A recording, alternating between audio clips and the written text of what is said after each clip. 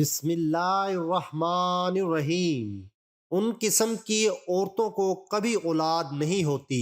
اولاد کا ہونا ایک اللہ کا نایاب تحفہ ہے۔ اولاد کے حصول خاندان کی نسلی ترقی، ہر انسان کی ضرورت پاکیزہ خواہش ہوتی ہے۔ ایک شادی شدہ جوڑے کی خوشیاں اس وقت تک ادھوری رہتی ہیں جب تک اس جوڑے کی گود میں اولاد جیسی نعمت موجود نہ ہو۔ بحیثیت مسلمان ہمارا ایمان اور یقین ہے کہ اچھی اور نیک صالح اولاد اپنے والدین کے لیے مغفرت و بخشش کا ایک ذریعہ ہے۔ بے اولاد کا جب بھی ذکر آئے تو ہمارے ذہنوں میں یہ خیال آتا ہے کہ اس کی وجہ عورت ہی ہوگی۔ اس وجہ سے بہت سارے خاندان پریشان ہو جاتے ہیں، خاص طور پر خواتین کا استحصال بھی ہوتا ہے، جبکہ یہ ہرگز ضروری نہیں ہے کہ بے اولادی کی وجہ صرف عورت ہی ہو سکتی ہے۔ بے اولاد ہونے کی وجہ مرد حضرات بھی ہو سکتے ہیں۔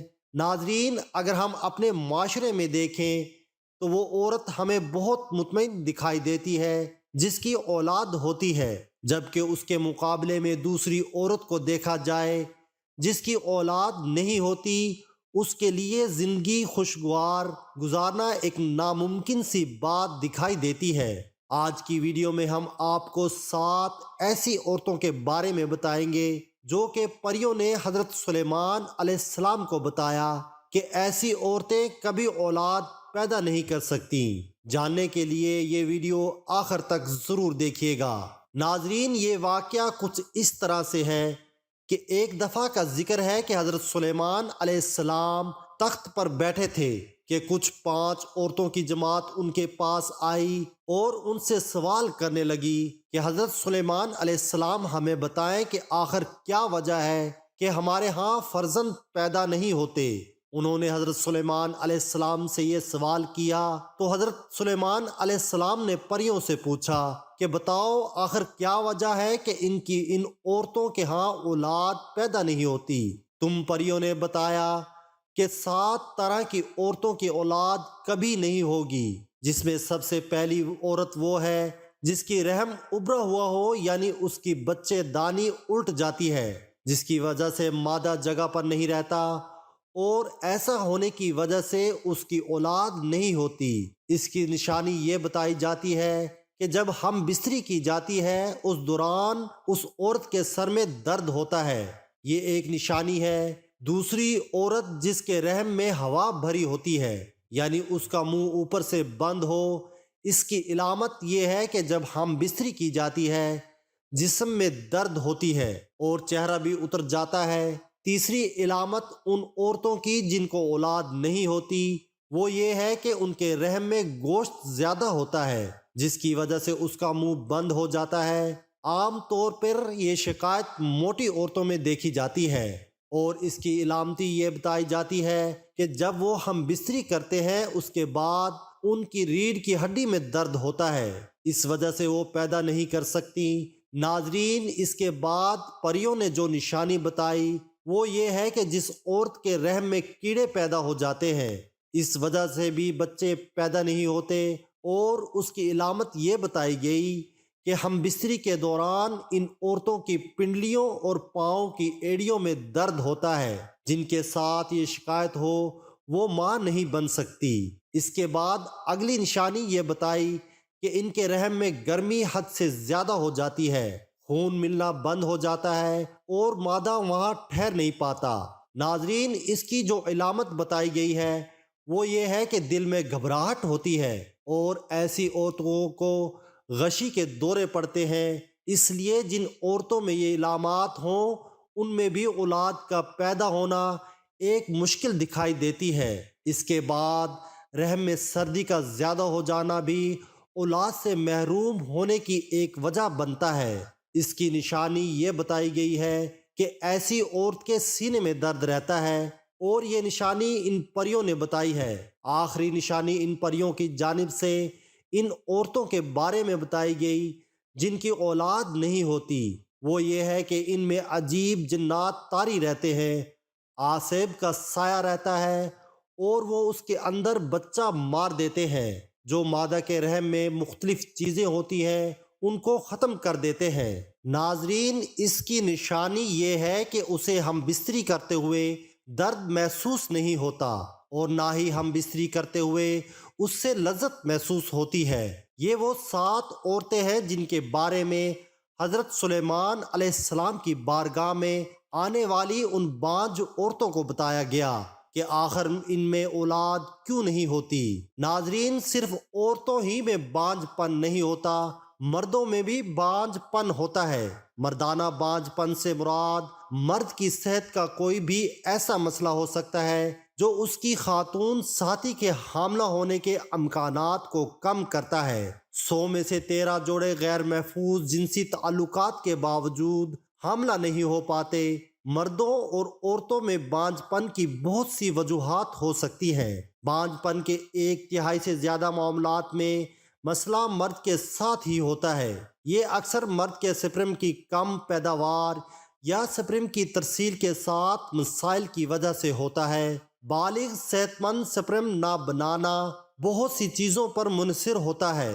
مسائل خلیات کی نطفہ بننے سے روک سکتے ہیں۔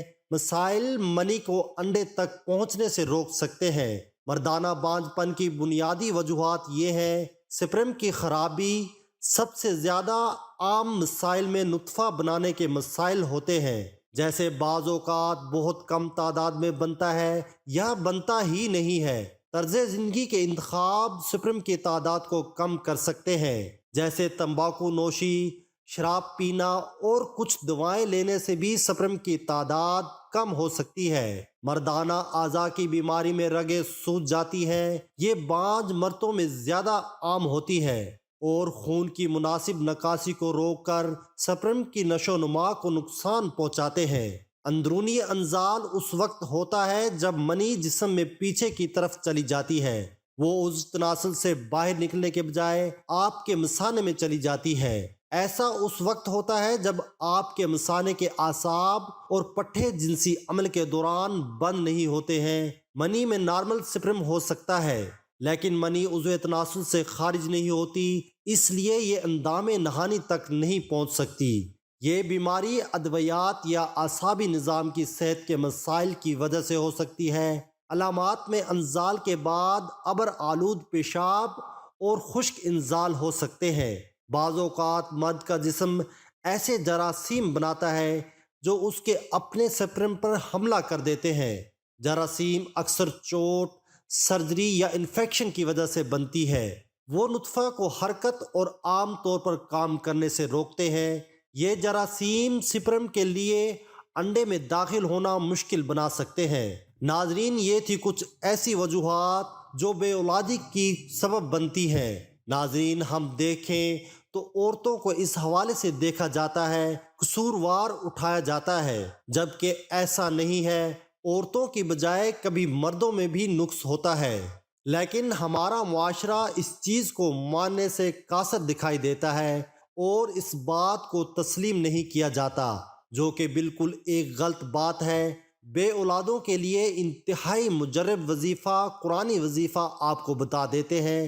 جو میاں بیوی اولاد کی نعمت سے محروم ہو اور ڈاکٹر، حکیم و طبیب علاج سے عاجز آ چکے ہوں، ان کو چاہیے وہ اللہ تعالیٰ پر کامل بھروسہ کرتے ہوئے انتہائی توکل اور یقین کامل کے ساتھ روزانہ صبح و شام بوقت نماز فجر اور بعد نماز مغرب 21 مرتبہ اس آیت مبارکہ کا وظیفہ کریں اور اللہ تعالیٰ سے اولاد صالحہ پیدا ہونے کی دعا کریں۔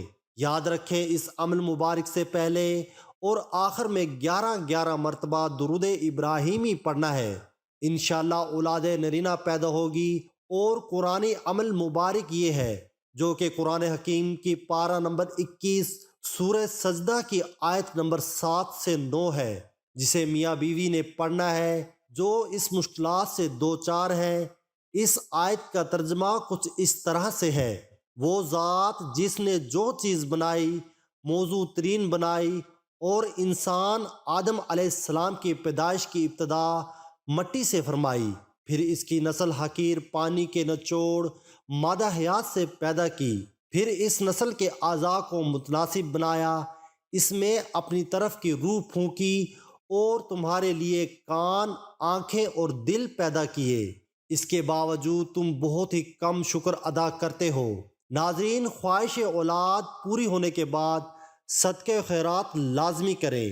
اللہ پاک تمام بے اولاد کو نرینہ اولاد عطا فرمائے اور ہمیں پرسکون صحت مند زندگی عطا فرمائے، آمین۔ ناظرین، کامنٹ باکس میں اللہ کے 99 ناموں میں سے ایک نام ضرور ٹائپ کریں۔